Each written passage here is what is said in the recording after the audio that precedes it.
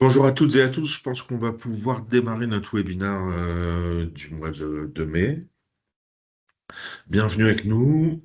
Avant toute chose, je tiens au nom de Ludo à vous remercier pour votre participation à ce webinaire du mois de mai intitulé Cybersécurité, anticiper les risques et protéger votre activité. Le groupement d'achat collaboratif Ludo est fier de vous présenter ce webinaire en collaboration avec son partenaire historique R Carré. J'espère qu'il vous apportera un éclairage nouveau sur ce sujet important. Sans plus attendre, je laisse la parole à l'équipe Carré qui va se présenter et qui, dans une première partie, va vous faire part de ses recommandations. Dans une seconde partie, vous proposera une session de questions-réponses. Je vous souhaite un bon webinaire et je vous dis à tout à l'heure.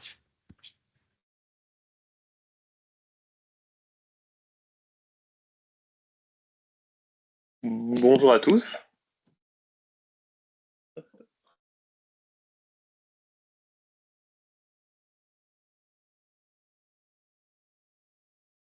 Voilà, je vérifiais que le micro était bien activé. Bonjour à tous. Merci Gérald pour cette introduction. Donc aujourd'hui, on est réunis pour parcourir ensemble, un peu faire un état des lieux de la cybersécurité pour les TPE et les PME. On vous a préparé une présentation qui est très concrète avec des conseils et des informations que vous pourrez appliquer au quotidien au sein de votre entreprise. Donc pour m'être présenté, moi c'est Gilles Goebbels, je suis commercial chez Air Secure depuis maintenant un an, avec la casquette évidemment de spécialiste en cybersécurité. Et donc mon rôle aujourd'hui sera de parcourir avec vous différents éléments et différentes thématiques liées à la cybersécurité, encore une fois, pour que vous puissiez repartir avec des éléments concrets à appliquer au quotidien. Et je suis accompagné de mon collègue Laurent qui va se présenter. Bonjour à tous. Donc Laurent Tabar, ça fait 16 ans maintenant que je travaille dans le groupe R Carré. J'étais auparavant le manager du cloud privé pour R Carré et là ça fait depuis plus ou moins 2 ans que je suis le manager de l'équipe SOC et Pentest chez R Secure. Merci Laurent. Alors, euh, juste pour vous présenter très brièvement qui on est. On représente la société R Carré et donc R Secure qui est notre filiale en cybersécurité. R Carré, ça a été fondé en 2001 au Luxembourg. Le groupe compte aujourd'hui environ 230 spécialistes de l'IT. Bien évidemment, on s'appuie sur des entités complémentaires, notamment Aircube, pour accompagner tous les clients qui sont PSF de support. AirSecure, donc, qui est implanté au Luxembourg, mais qui a également des filiales en Belgique et en France. Grosso modo, on intervient de A à Z dans l'infrastructure et l'informatique d'un client, que ce soit du cloud public ou privé, avec nos propres data centers tier 4. On fait évidemment de la gestion d'infrastructure, de la communication unifiée, de la vente et de la location de matériel, et puis évidemment tout ce qui est la partie service. Et côté cybersécurité, là également on intervient de A à Z. Donc ça va d'un côté de l'échelle où on fait de la formation et de la sensibilisation des utilisateurs, et vous le verrez dans les slides suivantes que c'est l'un des points les plus importants. On propose des missions de CISO, des missions d'audit organisationnel et de conformité, des tests de pénétration, tout ce qui est SOC, on verra également ce que c'est, ou encore donc les audits et analyse de risque, notamment en lien avec les différentes réglementations liées à la cybersécurité. Je pense notamment à la DORA, à la NIS 2, GDPR, qui est évidemment maintenant très connu. Juste avant que je commence, si vous avez des choses qui ne sont pas claires ou des questions pendant la présentation, n'hésitez pas à lever la main. Il y aura une session de questions-réponses à la fin, mais si quelque chose est vraiment urgent, n'hésitez pas à lever la main et on répondra avec plaisir à vos questions. Le premier élément qu'on voulait partager avec vous, c'était que aujourd'hui, les cyberattaques concernent absolument tout le monde. Et contrairement à ce qu'on pourrait croire, ce sont les petites et moyennes entreprises qui sont le plus attaquées.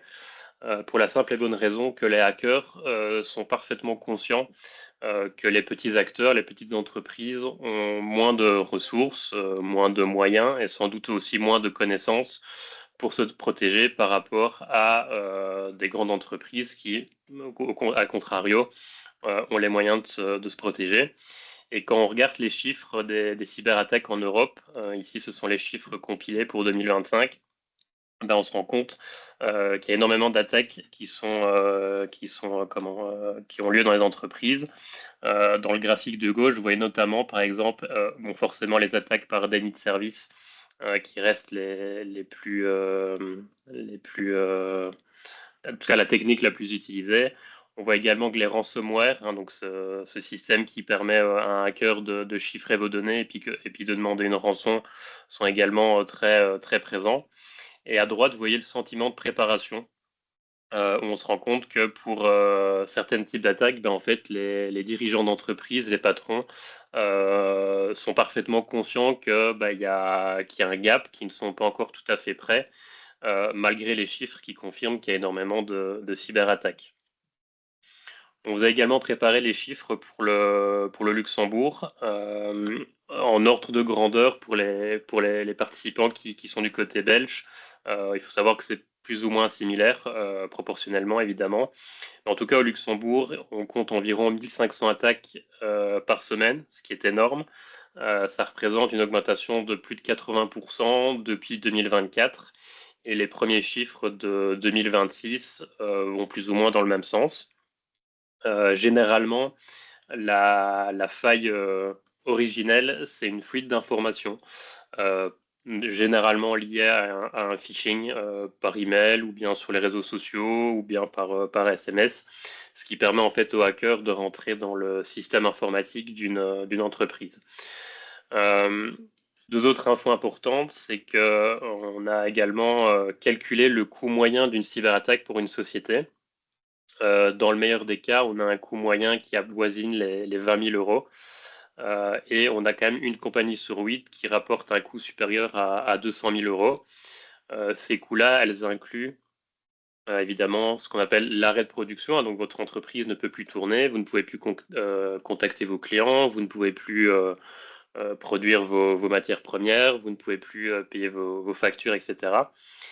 Et évidemment, le coût pour remettre la machine en route, pour apurer le système, pour éliminer tous les virus et redémarrer une activité normale ou en tout cas en mode dégradé, ça demande énormément de ressources. Et c'est pour ça qu'aujourd'hui, on conseille aux entreprises d'avoir des systèmes de protection pour justement que ça ne se produise pas et pour réduire au maximum les risques. Au niveau des communautés, c'est quelque chose qui est intéressant à savoir, c'est qu'aujourd'hui, dans l'écosystème de la cybersécurité, il y a plusieurs communautés qui interagissent en permanence, évidemment chacun avec des enjeux et des responsabilités spécifiques. On a évidemment d'un côté les utilisateurs et les clients, qui sont les premiers concernés par les cyberattaques, pour la simple et bonne raison qu'ils utilisent quotidiennement des services numériques, qui manipulent des données personnelles ou professionnelles sensibles, et que leur niveau de vigilance, par exemple avec les mots de passe, avec le partage d'informations, avec le phishing, ça joue évidemment un rôle essentiel dans la sécurité globale. Les entreprises, et ça vous concerne en tout premier lieu, elles doivent forcément protéger leur système, leurs données, leur activité. On vient de le dire juste avant, une cyberattaque, ça peut entraîner des pertes financières colossales, des interruptions de service, une atteinte à la réputation. On n'en a pas parlé, mais évidemment, si vous êtes cyberattaqué et que vos clients s'en rendent compte, pour la réputation, c'est pas top. Ou encore évidemment des sanctions réglementaires, puisque aujourd'hui, que ce soit au Luxembourg, en Belgique, en France ou partout en Europe, il y a des réglementations que vous êtes obligé de suivre. Et puis évidemment, les entreprises sont concernées parce qu'elles doivent former leurs collaborateurs et anticiper les risques. Au niveau des fournisseurs de services IT, par exemple chez Aircarré, AirSecure, évidemment, on constitue un maillon clé de la chaîne cybersécurité, puisqu'on doit fournir à nos clients des infrastructures, des outils qui sont sécurisés de bout en bout. Et donc, on a évidemment une grande responsabilité pour offrir des solutions fiables. Et puis de l'autre côté de la chaîne, on a évidemment les hackers qui regroupent des profils et des motivations différentes. Évidemment, sans surprise, certains sont malveillants et vont chercher à voler des données, à perturber des activités ou obtenir des gains financiers. Et puis de l'autre côté, on a également ce qu'on appelle des ethical hackers. Donc, eux, ils vont contribuer au contraire à renforcer la sécurité en détectant les failles avant qu'elles ne soient exploitées. C'est notamment une partie du métier de mon collègue Laurent. On va utiliser en fait les mêmes techniques qu'un hacker malveillant, mais sans causer de dommages pour l'entreprise et pour repérer les différentes failles et vulnérabilités. Au niveau de l'évolution des acteurs cyber, comme vous vous en doutez, bah, les acteurs ont pas mal évolué au fil du temps, avec des moyens, des impacts différents. On a évidemment ce qu'on appelle le cybercrime. Donc c'est aujourd'hui, à mon sens, la menace la plus répandue. Son objectif principal, bah, sans surprise, il va être financier. Donc on va constater notamment des ransomware, des vols de données bancaires, de l'extorsion, des fraudes. Et ces groupes fonctionnent souvent comme des entreprises organisées. Et ça, c'est un des éléments que vous pouvez retenir d'aujourd'hui, c'est que autant à l'époque, on pouvait encore trouver des hackers isolés, un peu le cliché du geek dans son garage. Aujourd'hui, les hackers se regroupent comme des entreprises, elles sont organisées avec un modèle hiérarchique, et donc elles sont beaucoup plus efficaces et beaucoup plus dangereuses. On a également dans les acteurs cyber ce qu'on appelle l'imposture numérique. Et donc ça repose sur la manipulation et l'usurpation d'identité. Donc les attaquants vont chercher à tromper les utilisateurs, les entreprises, via un faux site web, une fraude au président, un phishing, afin d'obtenir des accès et des informations sensibles pour entrer dans votre système. On a également ce qu'on appelle l'espionnage. Donc là, c'est visé à collecter des informations stratégiques, politiques, économiques. C'est parfois mené par des groupes qui sont soutenus par des États ou des organisations structurées. On a les activistes qui, eux, vont utiliser l'informatique pour défendre une cause, encore une fois, politique, sociétale, idéologique. Ils vont notamment faire du détournement de sites web, ils vont divulguer certaines données pour que le grand public soit au courant. On a malheureusement le cyberterrorisme. Là, vraiment, l'objectif, c'est de créer le chaos, de créer la peur, de créer une déstabilisation à grande échelle. Et puis évidemment, la cyberguerre. Là, on est dans des stratégies de confrontation entre des États. Ça vous concerne un peu moins, quoique les entreprises en cas de conflit seront évidemment en première ligne, d'où encore une fois l'idée de se protéger. Juste un petit point rapide, je vous rassure, je ne vais pas rentrer dans les détails de chaque régulation, mais juste pour vous rappeler qu'en Europe, il y a plusieurs lois qui ont été votées depuis maintenant une dizaine d'années par rapport à la cybersécurité. Il y a évidemment le règlement général sur la protection des données, le fameux GDPR qu'aujourd'hui tout le monde connaît. En 2016, il y a eu la loi Nice 1 qui a été complétée il y a 2 ans par la loi Nice 2, qui est donc en fait une directive européenne qui impose aux entreprises essentielles et critiques de renforcer leur cybersécurité. On a le Digital Operational Resistance Act, qui lui est dédié au secteur financier, encore une fois pour améliorer la cybersécurité. Et alors, un sujet qui vous parle sans doute par rapport à l'intelligence artificielle, il y a le Artificial Intelligence Act, qui est donc la première réglementation européenne encadrant l'intelligence artificielle selon une approche par niveau de risque, afin de garantir une sécurité, une transparence et un respect des droits fondamentaux des utilisateurs.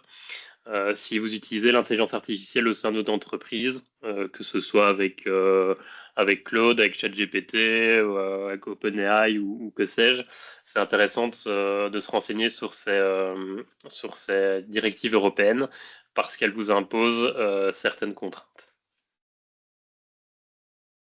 Alors, pour entrer dans le concret, et je pense que ça, c'est ce qui va vous intéresser le plus, généralement, nous, on applique une méthodologie en 3 étapes, l'humain, l'outil, le processus. Le côté humain, c'est forcément de pouvoir former et sensibiliser les utilisateurs. On se rend compte aujourd'hui que on a beau installer 1001 outils ou services pour la cybersécurité. Malheureusement, le maillon faible, la source de l'écrasante majorité des attaques, c'est qu'il y a eu un moment ou un autre une faille humaine. Donc, par exemple, on a cliqué sur un lien de phishing, on n'a pas mis un bon mot de passe. Et donc, c'est important que les personnes qui travaillent au quotidien soient formées et sensibilisées. En parallèle, il y a tout ce qu'on appelle les outils, donc les services et outils que vous allez pouvoir mettre en place, pour pouvoir surveiller votre infrastructure informatique, pour repérer les cyberattaques. Ça, je vous montrerai quelques exemples juste après. Et ensuite, il y a tout ce qui est la partie processus. Alors, c'est pas la partie la plus amusante, mais c'est un passage obligé. Donc, c'est de mettre en place en fait tous les processus et politiques euh, euh, en interne au sein de l'entreprise pour être prêt à faire face à une cyberattaque. Ça passe notamment, par exemple, par une charte IT, mais on le verra juste après. Pour la partie humaine, je vous le disais juste en préambule, typiquement une attaque de phishing, on voit qu'aujourd'hui 41% des attaques ont commencé par du phishing, ce qui confirme que l'homme reste malheureusement le point d'entrée principal. Et c'est quelque chose qui est de plus en plus compliqué à détecter parce que les campagnes de phishing sont de plus en plus complètes, c'est de mieux en mieux réalisé, notamment grâce à l'IA. Et donc il faut être particulièrement attentif. Et ça passe notamment par la formation, de la sensibilisation. Par exemple, pour la petite anecdote, chez Aircarré et chez AirSecure, on organise tous les mois des campagnes de phishing pour rappeler aux collaborateurs d'être attentifs. Et puis ensuite, il y a un petit débriefing qui est organisé pour leur dire attention, ici, il y avait tel et tel élément qui aurait pu vous alerter. Donc c'est vraiment quelque chose sur lequel on insiste, formation, formation et formation. Phishing qui peuvent passer par différents canaux. Évidemment, les emails que tout le monde connaît. Ça peut être également par SMS. Il y a eu pas mal de campagnes de phishing, notamment de myguichet.lu, de la CNS, également du SPF en Wallonie. Pas mal de ce qu'on appelle des scams, aussi du phishing par des appels téléphoniques qui viennent généralement de call centers à l'étranger et qui vont utiliser les personnes les plus vulnérables pour extorquer certaines informations confidentielles. Et puis évidemment les réseaux sociaux, sans surprise, où on voit de plus en plus de posts parfois même sponsorisés avec des arnaques.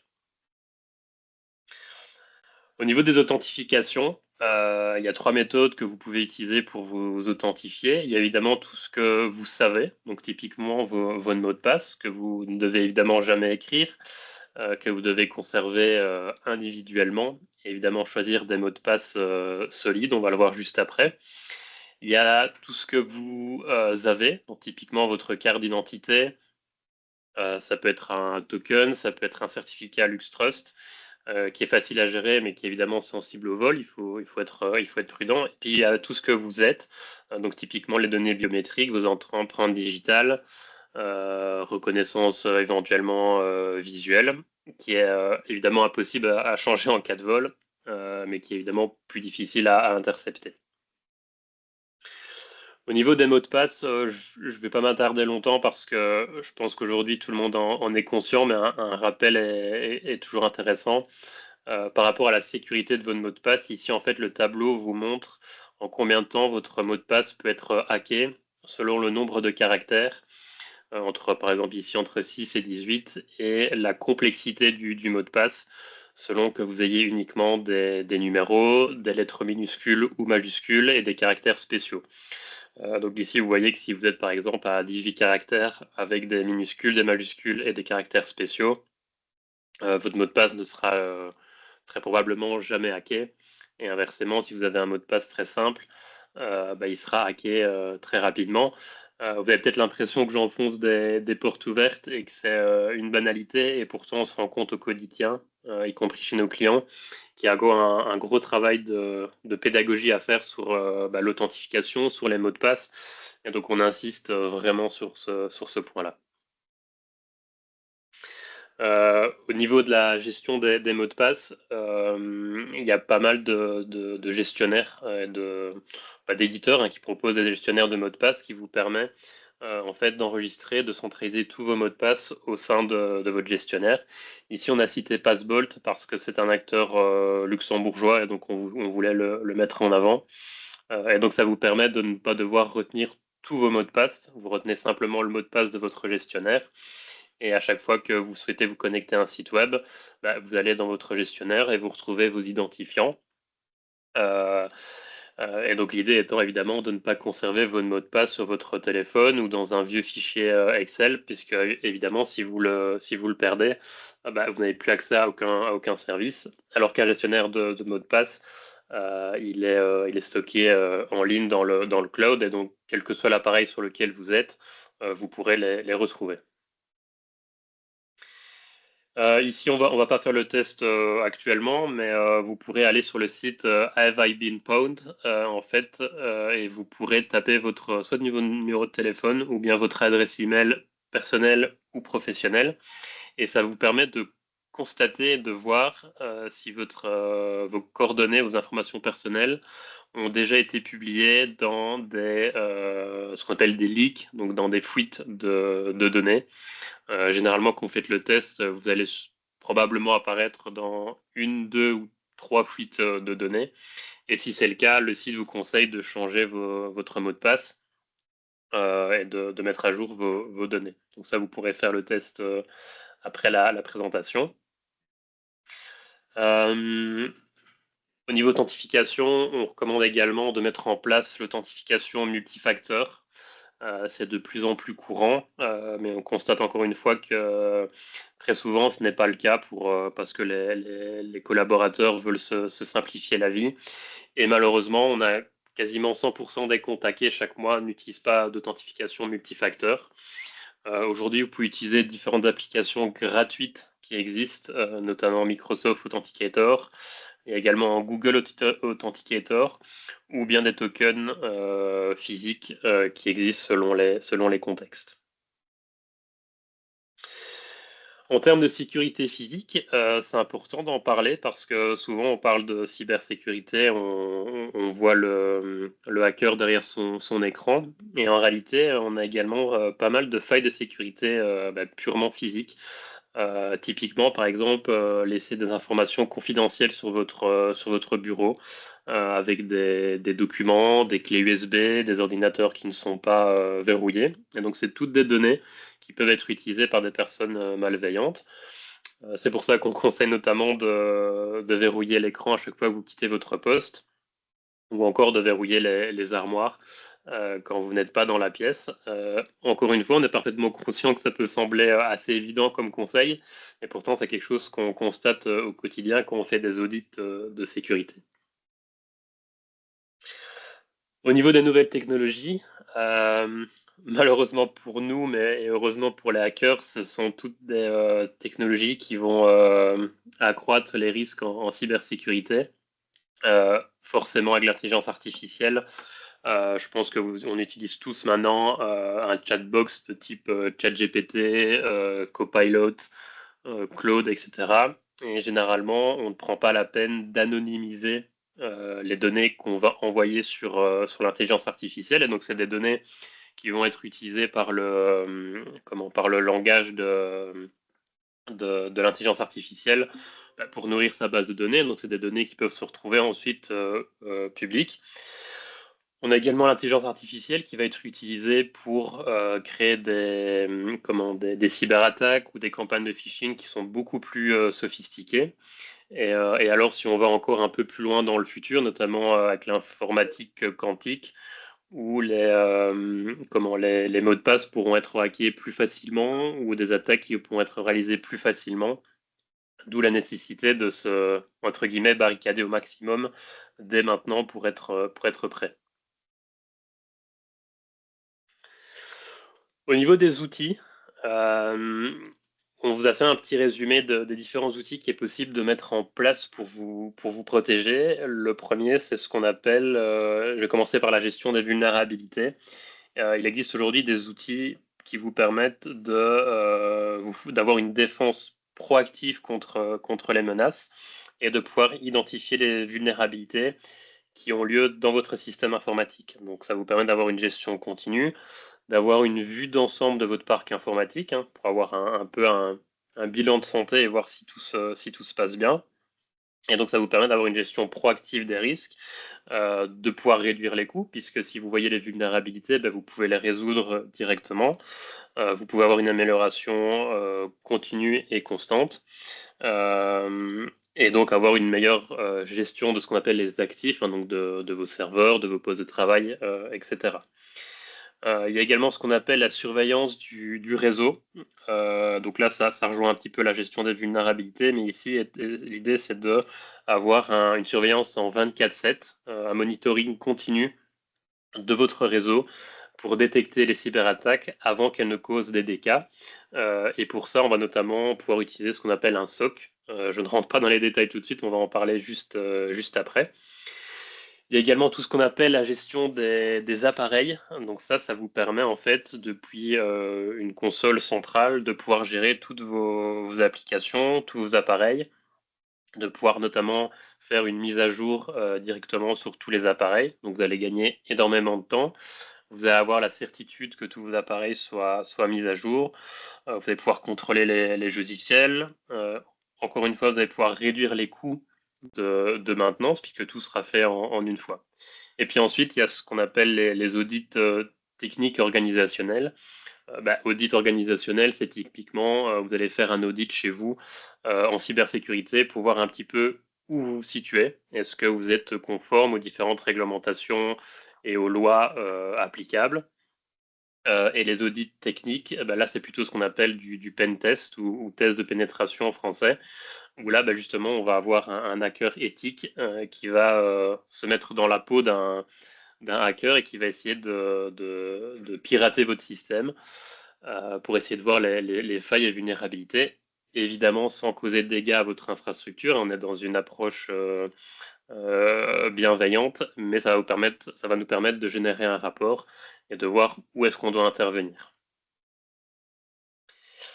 Et alors, il y a ce qu'on appelle un SOC. Pour ceux qui ne connaissent pas un SOC, c'est en fait une équipe humaine, évidemment avec des outils, qui va veiller en permanence, donc 24 heures sur 24 et 7 jours sur 7, pour surveiller votre système informatique, donc vos postes de travail, vos serveurs physiques et virtuels, votre réseau, vos outils cloud, vos outils Microsoft 365, pour détecter, analyser et bloquer les cyberattaques avant qu'elles ne causent des dégâts. Ce qu'il faut savoir, c'est que un SOC, en fait, ça existait depuis pas mal d'années, souvent au sein des grandes entreprises qui avaient les moyens d'avoir une équipe qui fonctionnait en 24/7. Mais vous vous doutez bien que pour une petite TPE ou une petite PME, avoir quelqu'un qui travaille en 24/7 pour la cybersécurité, c'est tout à fait impensable financièrement. Et donc aujourd'hui, il y a pas mal d'acteurs qui proposent des SOC sur le marché qui sont pensés pour les petites structures. Et donc en fait, on va venir installer, pour le résumer simplement, un logiciel sur vos machines qui vont remonter ce qu'on appelle les logs, donc c'est-à-dire tout ce qui se passe au sein de la machine, qui vont remonter au sein d'un logiciel de surveillance. Nous, on travaille avec Sequoia et qui va permettre une surveillance en 24/7 et qui va permettre à notre équipe de vous prévenir, de vous alerter dès qu'il y a une alerte qui est détectée. Alors les alertes, ça peut être quelqu'un qui se connecte depuis une adresse IP malveillante, quelqu'un qui se connecte depuis l'étranger alors que vous êtes en train de travailler par exemple en Belgique ou au Luxembourg. Ça peut être l'installation d'un ransomware. Voilà, ça peut être toutes ces choses-là. Et on a notamment la possibilité, quand une attaque est repérée, d'isoler à distance et automatiquement votre poste de travail pour que l'attaque ne se répande pas dans le réseau. Donc ça, s'il y a une attaque qui est repérée, et que tout a été bien installé, on peut isoler la machine en moins de 3 secondes, et ce qui vous permet d'être protégé. Donc vous pouvez en gros, pour le résumer simplement, voir le SOC comme une tour de contrôle, comme dans un aéroport, qui surveille en permanence ce qui se passe, et ça vous permet de déléguer votre cybersécurité, de ne pas devoir engager quelqu'un ou plusieurs personnes en interne pour surveiller au quotidien votre parc informatique. Et alors, pour que ça soit tout à fait concret et que ça vous parle, on a préparé avec mon collègue Laurent une simulation d'une attaque RMM. Donc ça, c'est Remote Monitoring and Management. Pour l'expliquer simplement, ça consiste pour un cybercriminel à détourner un outil d'administration à distance par les équipes IT afin de prendre le contrôle de votre poste de travail ou de votre service, de votre serveur, pardon. Et ces outils qui sont initialement conçus pour la maintenance informatique, ils permettent d'accéder à distance à vos machines, à déployer des logiciels, à exécuter des commandes. Parmi les logiciels les plus connus, vous avez sans doute déjà entendu parler de TeamViewer.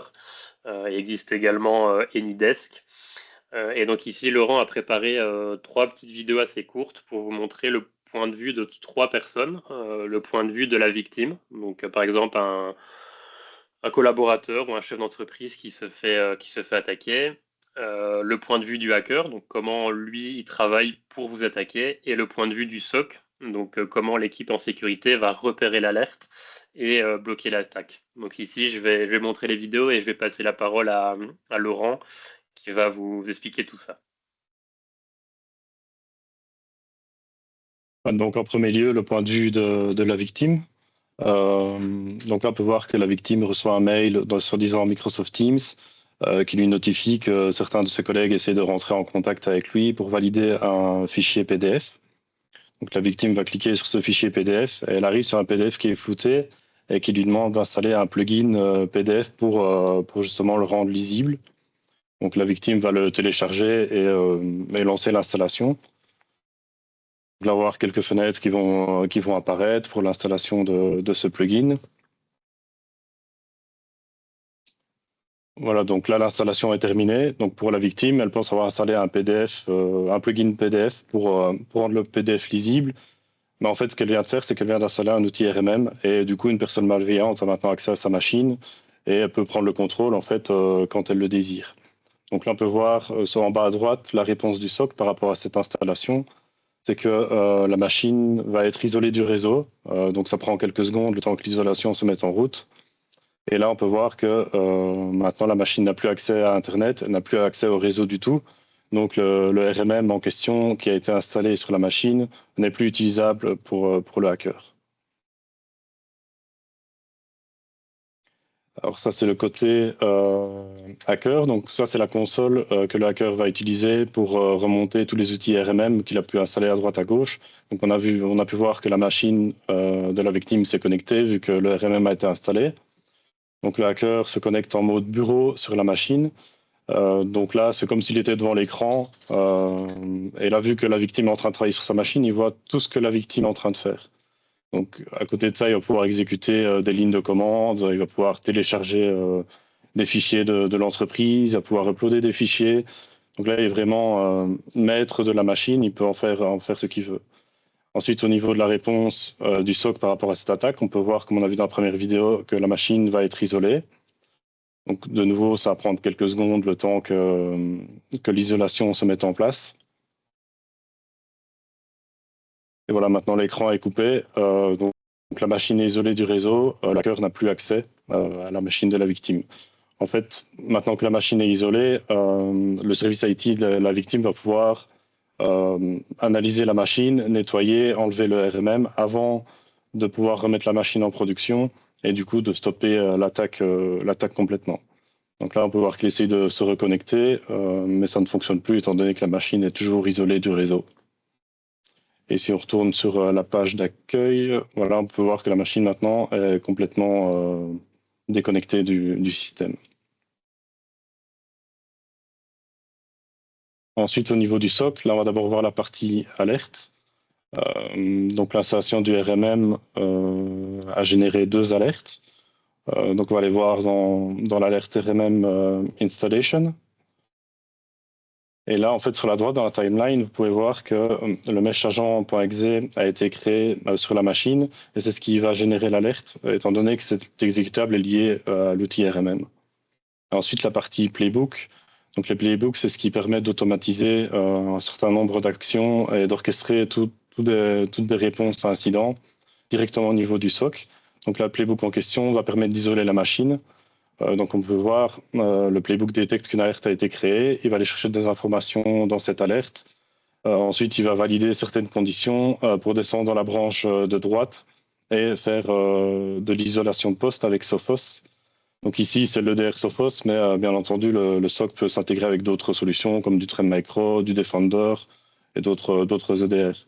Et ensuite, le dernier bloc qu'on peut voir va aller commenter l'alerte pour que l'analyste SOC puisse être conscient que la machine du client a été isolée. Donc là, Merci, comme on a pu Laurent. voir, pardon. Vas-y.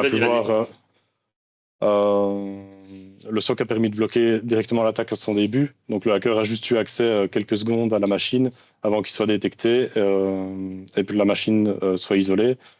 Donc si le SOC n'avait pas été là, peut-être que l'installation n'aurait pas été détectée avant longtemps. Et alors à ce moment-là, le hacker aurait pu voler des données, tenter d'autres attaques, voire même lancer un ransomware sur l'infrastructure. Merci. Et alors, le dernier point de notre méthodologie humain, outil, processus, eh bien, ça va être de créer ce qu'on appelle les politiques et procédures. C'est pas la partie la plus, la plus réjouissante, on en convient bien. Mais l'idée, donc, c'est de créer en fait tous les documents qui vont vous permettre de répondre aux exigences et de rester en conformité avec les différentes lois et règlements. On en a parlé tout à l'heure par rapport au RGPD, à la DORA pour les entreprises financières, pour la NIS 2, pour notamment l'ISO, PSI, pour tout ce qui est les systèmes de paiement. L'idée, c'est que vous soyez prêt en cas de cyberattaque, que vous puissiez respecter les obligations légales. Ça permet également d'en avoir un avantage concurrentiel. Il faut savoir qu'aujourd'hui, il y a de plus en plus à la fois des clients et des fournisseurs qui demandent à leurs prestataires IT ou bien à leurs prestataires tout court de savoir s'ils ont des politiques et procédures en cybersécurité, s'ils ont des assurances, s'ils ont des documentations, s'ils ont pris leurs responsabilités parce qu'ils ont envie de travailler avec des partenaires qui sont sérieux et conformes. Donc ça peut vraiment vous permettre de vous distinguer de vos concurrents si vous êtes en ordre à ce niveau-là pour avoir un avantage concurrentiel. Et puis évidemment, vous en interne, de pouvoir atténuer les risques. L'un des processus les plus connus et qu'on peut citer, c'est tout ce qui est la charte IT. Donc typiquement, quand vous avez un collaborateur qui commence en interne chez vous, l'idéal, c'est de lui fournir une charte IT qui va détailler toutes les règles sur l'utilisation de l'outil informatique. Donc, que peut-on utiliser pour travailler? Quel logiciel peut-on utiliser? Qu'est-ce qu'on peut faire avec le matériel fourni? Comment on peut accéder aux données de l'entreprise? Quel type d'authentification il faut mettre en place? Quelle est la politique, par exemple, de télétravail? Donc, d'où peut-on travailler? Avec quel outil? Comment se connectons à distance? Qu'est-ce qu'il faut faire en cas d'incident ou de phishing? Voilà, l'idée étant d'avoir un document qui cadre tout ça. On dit toujours que les données sont la richesse du 21e siècle, et c'est vrai. Donc, on conseille aussi d'avoir des politiques de gestion d'incidents, parce que malheureusement, un jour, un incident peut se produire, et il faut que cette politique soit prête, évidemment, avant que l'incident se manifeste. Et donc, pour avoir une réaction qui est rapide, qui est efficace, et qui vous permette d'avoir une reprise d'activité la plus rapide et la moins dégradée possible, il faut avoir justement cette politique de gestion des incidents. Donc il faut connaître les parties prenantes à contacter, il faut être capable d'analyser l'attaque, de renforcer la sécurité, de faire une analyse post-attaque. Et donc tout ça, les prestataires IT en cybersécurité peuvent vous accompagner pour créer ces politiques et procédures. Et dernier élément que je voulais voir avec vous, c'était par rapport à la gestion des incidents. On dit toujours qu'en cybersécurité, l'une des règles d'hygiène les plus importantes, c'est vraiment de réagir le plus rapidement possible. Et donc généralement, dans les actions qui sont recommandées, ça va être si vous en avez une, de contacter et d'activer votre cellule de crise dans les 15 à 30 minutes. Évidemment, il faut que le responsable IT soit au courant afin qu'il puisse isoler l'attaque, qu'il puisse lancer la procédure. Il faut évidemment faire une communication en interne qui est maîtrisée pour éviter la panique, la rumeur ou l'utilisation d'outils qui ne devraient pas l'être. Et souvent, dans les erreurs fréquentes qu'on repère, ça va être par exemple de couper la machine, d'enlever directement la prise, parce qu'on a l'impression que ça va permettre d'isoler la machine du réseau. Mais en fait, en faisant ça, on vide la mémoire de l'appareil. Et donc, on va faire une analyse, ce qu'on appelle une analyse forensique, donc une analyse post-attaque, pour voir un petit peu ce qui s'est passé. On va perdre toutes les données qu'on aurait pu récolter sur la machine pour comprendre quelle était l'attaque, quel était le hacker et toutes ces choses-là. Dans les erreurs fréquentes, également un redémarrage trop rapide. Donc on a tendance à reprendre les activités alors que la cyberattaque n'est pas encore résolue ou parfois est encore en cours, et donc on va contaminer d'autres machines. Le paiement précipité des rançons. Nous, évidemment, on conseille de ne jamais payer la rançon pour la simple et bonne raison que vous n'avez absolument aucune garantie que vous allez récupérer les données. Et surtout, et ça il faut bien le retenir, c'est que si vous payez un ransomware, une rançon, il y a entre guillemets une étiquette qui va être affichée sur vos fronts auprès des hackers, puisqu'ils savent que vous serez un bon payeur. Et donc, ça vaut la peine de vous attaquer parce que vous avez cette tendance à payer facilement les rançons. Et puis, une des erreurs fréquentes, c'est de ne pas faire de communication, que ce soit en interne ou en externe, d'essayer de cacher la misère sous le tapis. Et donc, ça crée malheureusement une perte de confiance, tant de la part des collaborateurs que de l'extérieur. Et donc, c'est pour ça qu'on vous conseille de mettre en place une cellule de crise dans laquelle forcément on va avoir le responsable IT, mais évidemment la direction, éventuellement votre département marketing et communication si vous en possédez un, et encore dans un monde idéal, le département juridique et conformité qui va pouvoir intervenir et vous conseiller. Et donc typiquement, en cas d'incident, il y a plusieurs personnes à contacter. Évidemment, votre responsable IT ou bien votre support IT si vous avez un prestataire externe. Vous pouvez également contacter les autorités nationales de cybersécurité, le Circle au Luxembourg, ça peut être le Cyberfun en Belgique. Vous pouvez également contacter votre assureur si vous avez des assurances cyber. Tout le monde n'en a pas encore, mais ça commence à se démocratiser sur le marché. Donc si vous avez une assurance cyber, évidemment, un peu comme pour un accident de voiture, il faut le contacter. Éventuellement, tout ce qui est conseil légal, juridique, votre avocat si vous en possédez un. Et alors, on conseille évidemment, notamment dans les attaques les plus importantes, de faire un dépôt de plainte, une enquête officielle pour qu'il y ait un suivi juridique et légal. Dans les personnes qui doivent communiquer et quoi dire, dans les 72 premières heures, vous devez évidemment informer vos collaborateurs avec un message clair sur la situation et donner des consignes concrètes. Vous devez désigner un point de contact unique pour centraliser les questions et les informations. Et évidemment, maintenir des mises à jour régulières pour rassurer et pour savoir où ça en est. En sachant également que s'il y a une violation de données personnelles, vous avez l'obligation de faire une notification, de communiquer avec la CNPD, qui va ensuite vous recontacter et vous donner différentes consignes et procédures à suivre concernant les données personnelles qui ont été compromises. Et puis alors, on conseille également un porte-parole, donc d'avoir une seule voix qui représente l'entreprise pour communiquer encore une fois en interne, mais également pour être transparent avec votre client, avec vos clients. Généralement, quand on essaie de le cacher ou qu'on dit que tout se passe bien, on a toujours un retour de bâton quelques temps après. Donc, il faut jouer la carte de la transparence. C'est mieux pour tout le monde. Et donc, dans votre plan de crise minimal, ici, on vous a fait quelques bullet points pour résumer. Donc, il faut le nom et contact de la cellule de crise, la liste évidemment complète des contacts en cas d'urgence avec les emails, les numéros de téléphone, les horaires de disponibilité. On conseille également d'avoir une checklist des actions prioritaires à mener en cas d'attaque.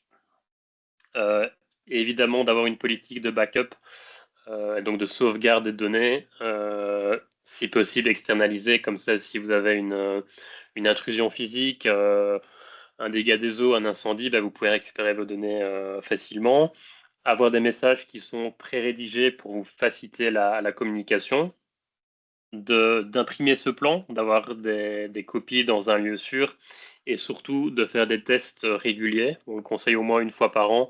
Vous faites une simulation de crise pour voir si vous êtes vraiment prêt et voir un petit peu où est-ce qu'il faut donner des coups de tournevis à droite et à gauche. Et puis encore une fois, on en parle depuis le début de la présentation, mais de sensibiliser et de former vos collaborateurs pour qu'ils soient prêts, malheureusement, le jour si vous avez une cyberattaque. Et alors en conclusion, et c'est la dernière slide, on voulait vous dire qu'il existait des aides étatiques, des programmes gouvernementaux pour recevoir des subsides concernant la cybersécurité et de manière plus générale la digitalisation. Et en cybersécurité, au Luxembourg, il y a ce qu'on appelle les SME Package. C'est une subvention de l'État à hauteur de 70% pour la mise en œuvre d'outils et de services qui vont vous aider à sécuriser votre entreprise. Ce programme fonctionne pour des projets entre 3 000 et 25 000 euros. Et donc, les étapes, en fait, c'est assez simple. Vous devez contacter l'organisme dans lequel votre entreprise est inscrite, donc soit la House of Entrepreneurship ou la INCRIC, selon que vous soyez donc la Chambre des métiers ou la Chambre de commerce. Et alors, eux vont planifier un rendez-vous avec eux, et notamment avec le NC3, qui est donc le National Cybersecurity Competence Center. Et vous allez faire en fait un diagnostic, un petit audit pour voir où vous vous situez en termes de cybersécurité. Et sur base de ce rapport du NC3, vous allez ensuite pouvoir contacter un prestataire IT pour vous accompagner en cybersécurité. Ce prestataire va vous faire un devis, une offre de prix, qui sera ensuite renvoyé au NC3 pour validation. Et si c'est validé, alors les prestations peuvent avoir lieu. Et une fois que la facture est payée, l'État vous rembourse le projet donc à hauteur de 70%. Ça permet quand même d'avoir une sacrée bouffée d'air frais et une grosse aide financière pour vous accompagner. Il y a également le programme Fit for Digital au Luxembourg, donc ça plus pour la partie digitalisation. Et alors pour les participants qui sont du côté belge, il y avait également des subsides qui avaient été débloqués par le gouvernement wallon et par l'État fédéral. Actuellement, malheureusement, les subsides sont arrêtés parce que l'enveloppe a été complètement épuisée. Il y a eu beaucoup de demandes. Par contre, il y a également beaucoup de demandes pour que ce programme soit relancé et pour aider les TPE et les PME, c'est un peu le poumon économique du pays, donc il y a besoin de les aider. Et donc, si jamais ce programme est relancé, on aura l'occasion de communiquer sur nos réseaux pour que vous soyez au courant. Et alors, en conclusion, une petite phrase qui est attribuée à Jean-Guy Roche, le patron d'Air Carré Aircube. C'est avant c'est trop cher, après c'est trop tard. Ça résume un petit peu tout en cybersécurité, hein. On est parfaitement conscient, notamment dans le contexte économique actuel, que ça demande de l'investissement, que ce soit en outils ou en services avec les politiques et procédures. Mais aujourd'hui, on sait que la question n'est pas de savoir si vous serez attaqué, mais quand. Et malheureusement, il faut être prêt. Et il y a de plus en plus encore une fois, d'outils et de services qui sont développés, qui sont créés pour les petites entreprises, pour les indépendants, pour les collectivités, pour les professions libérales, etc., avec des prix qui sont accessibles. Ce n'est plus uniquement réservé aux grandes entreprises. Et donc, ça vous coûtera évidemment moins cher d'être bien protégé que de payer et de subir les conséquences d'une cyberattaque. Et donc voilà, on vous a réservé quelques minutes pour faire une petite session de questions-réponses. S'il y a des questions dans l'assemblée, que ce soit par rapport aux slides présentés, par rapport aux questions techniques, du coup, plutôt pour Laurent. Donc, si vous avez des questions, n'hésitez pas.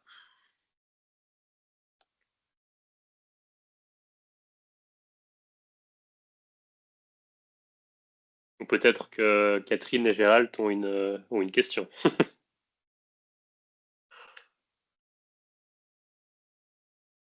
Mais nous vous invitons à poser vos questions dans la conversation de la réunion. Catherine a déjà posé une question, Gilles. Ouais. Alors.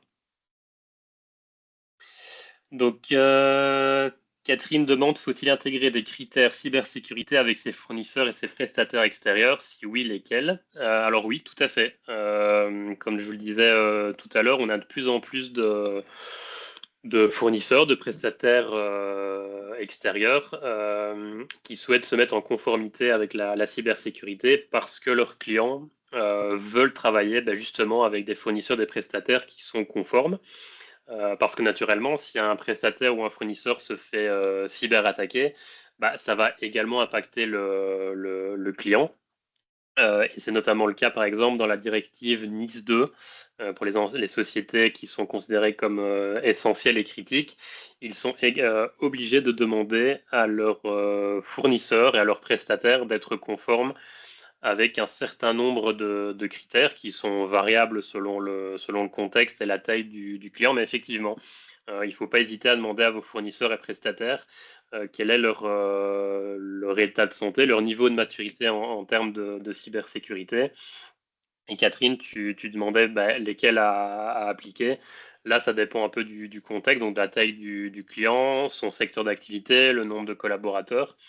Mais en tout cas, il ne faut pas hésiter à demander effectivement le degré de maturité et ne pas hésiter à demander également des exigences, parfois contractuelles, pour se protéger de tous les côtés.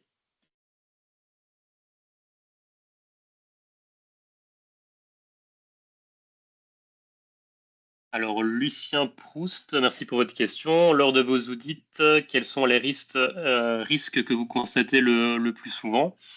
Alors, il y a plusieurs choses dans les audits techniques, donc tout ce qui est test de pénétration, forcément, on va détecter pas mal de failles de vulnérabilité. Donc, par exemple, des consoles de management qui sont encore accessibles publiquement sur Internet. Ça, Laurent, tu pourras peut-être intervenir par rapport à ton expérience et sur les failles les plus souvent détectées. Je ne sais pas si tu veux ajouter quelque chose par rapport à ça. Oui, comme dit Gilles, c'est souvent des interfaces d'administration qui sont disponibles avec des mots de passe par défaut. On en trouve encore très souvent. Et l'absence de MFA, donc la double authentification. Vu qu'il n'y a pas de double authentification, il nous suffit en fait juste de trouver le login et mot de passe pour se connecter, ce qui est parfois relativement simple avec une attaque de brute force. Et du coup, le MFA n'est pas là pour bloquer et on peut aller plus loin via ce genre d'attaque. On repère également pas souvent chez les petits clients qui en fait ils partent de zéro, hein, ils ont souvent aucun outil de sécurité. On a même malheureusement on est déjà tombé sur des clients qui ont même pas d'antivirus. Et donc là évidemment c'est la base de tout. Donc ça on le repère et dans les audits plus de conformité, donc gouvernance, risque et compliance, généralement c'est le manque en fait de politique, de procédure. Alors dit comme ça fait souvent peur aux clients parce qu'ils pensent qu'ils vont être partis dans une charge administrative très complexe et très longue. En réalité, on met déjà en place les fondations, donc comme je le disais tout à l'heure, la charte IT, la politique de gestion des risques. Ça, effectivement, on le constate très souvent. Et oui, comme Laurent le disait, tout ce qui est les mots de passe faibles, l'absence de double authentification, des fichiers de mots de passe qui sont accessibles en clair dans un fichier Excel sur le PC, l'absence de VPN sécurisé, donc toutes ces choses-là.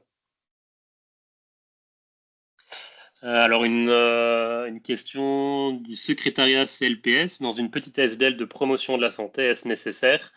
Oui, évidemment. Donc, tout le monde est concerné, même les petites et très petites entreprises ou SBL. D'autant plus ici dans le cadre de la promotion de la santé. Je ne sais pas exactement si vous manipulez des données sensibles ou confidentielles, mais ça doit être certainement le cas, au moins pour les collaborateurs qui travaillent chez vous. Et nous, on le constate au quotidien, c'est qu'effectivement, les hackers ne s'embêtent plus à attaquer les grosses sociétés qui sont déjà bien cadenassées et bien protégées. Ils vont attaquer les personnes les plus vulnérables.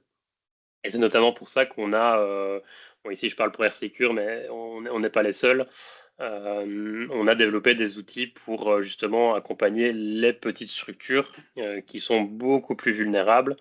Et on a des outils qui restent accessibles financièrement. Donc oui, évidemment que les petites structures, y compris les SBL, doivent être protégées.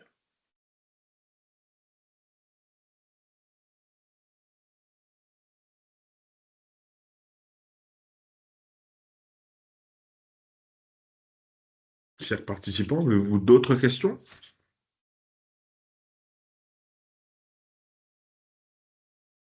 Nous avons un responsable RGPS, RGPD. Est-ce que c'est personne qui devrait s'occuper de la sécurité également? Alors, c'est déjà un très bon point que vous ayez un responsable RGPD. C'est pas souvent le cas, donc c'est déjà une très bonne base. Par contre, un responsable RGPD, alors ici je ne connais pas la personne, donc je ne voudrais pas m'avancer, mais généralement n'est pas un spécialiste de la cybersécurité, puisque c'est tout un pan et tout un milieu bien spécifique. Donc, dans un monde idéal, indépendamment des considérations budgétaires, il faudrait avoir un spécialiste de la cybersécurité. Ici, si vous me dites que vous êtes une petite ASBL, j'imagine que ça doit être compliqué naturellement d'engager quelqu'un qui fait cela. Et donc, c'est pour ça que vous avez la possibilité, notamment chez les prestataires en cybersécurité, d'avoir ce qu'on appelle une mission de CISO. Donc, en fait, un CISO ou RSSI, comme on dit en français, c'est un expert en cybersécurité qui va travailler chez vous un certain nombre d'heures par mois. Donc, ça peut par exemple être 4 heures par mois et qui va vous accompagner pour faire la gestion des risques, pour créer la stratégie de sécurité globale, pour faire la charte IT, qui va vous faire des campagnes de phishing, par exemple, 2 fois par an, qui va participer aux réunions avec la direction pour mettre la lumière et mettre le doigt sur les vulnérabilités rencontrées. Et donc, ça vous permet d'éviter d'engager quelqu'un à temps plein, parce qu'il n'y aurait peut-être pas forcément une charge de travail qui justifierait l'engagement de quelqu'un à temps plein. Et donc ici, pour un certain nombre d'heures par mois, vous avez quelqu'un en fait qui réalise ce travail. Alors si vous avez un responsable RGPD qui fait déjà ce qu'il peut par rapport à la cybersécurité, c'est déjà une très bonne base. Au moins, vous ne partez pas de zéro et donc ça, vous pouvez déjà vous en féliciter. Mais c'est vrai que dans un monde idéal, pour avoir une gestion optimale et surtout avoir une connaissance du terrain, une connaissance du métier, idéalement, il faudrait un spécialiste.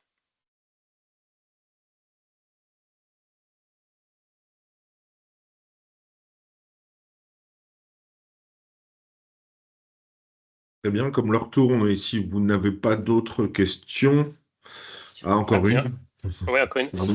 Alors, cela peut être un prestataire externe, société IT, ou serait-ce mieux de former quelqu'un? Alors là, vous allez me dire que je prêche pour ma paroisse. Euh, je vous répondrai que c'est bien de former quelqu'un si vous étiez une société de taille intermédiaire ou une grosse PME avec beaucoup de collaborateurs parce que vous avez besoin d'avoir quelqu'un en interne voilà, qui occupe ce rôle. Maintenant, si vous êtes une petite ASBL, je pense que la charge de travail ne justifiera pas l'engagement de quelqu'un en interne. Et puis surtout, c'est très compliqué de trouver des profils, donc des personnes, des spécialistes, des experts qui ont les compétences pour gérer cela. Et donc généralement, dans votre cas de figure, c'est mieux de faire appel à une société spécialisée en cybersécurité. Puisqu'évidemment, nous, on peut profiter de la force du groupe, puisqu'on a toutes les compétences en interne. On peut faire à la fois de missions de ciseaux, on peut faire des campagnes de phishing, on peut faire de la sensibilisation et formation, on peut mettre en place un SOC. Donc, on a toutes les compétences qui sont réunies en interne et qui seraient difficiles pour vous de réunir en interne chez vous. Merci à vous. Tout grand merci à l'ensemble des participants, particulièrement à vous, les amis et partenaires de R Carré R Cube. Euh, je profite à destination de l'audience d'aujourd'hui. Je vous rappelez que c'est le rôle de Widoo d'accompagner les adhérents du groupement dans le partage de connaissances et d'être dans notre esprit collaboratif et pas uniquement d'améliorer la compétitivité et les conditions d'achat. Tout ça est un ensemble.